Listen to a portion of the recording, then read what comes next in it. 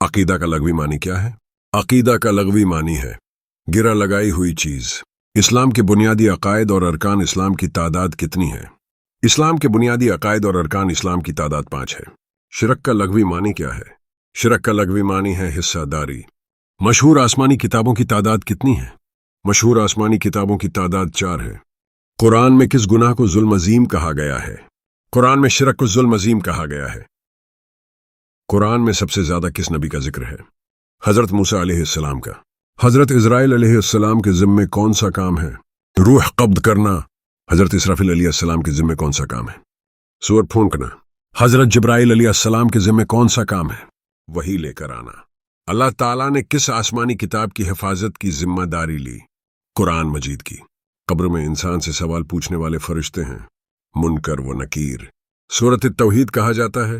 سورۃ اخلاص کو نبی کو کس سورت میں خاتم النبیین کہا گیا ہے؟ سورۃ الاحزاب میں۔ اس طرح کی مزید اچھی ویڈیوز کے لیے ڈائلی قرآن یوٹیوب چینل کو سبسکرائب کیجیے۔ شکریہ۔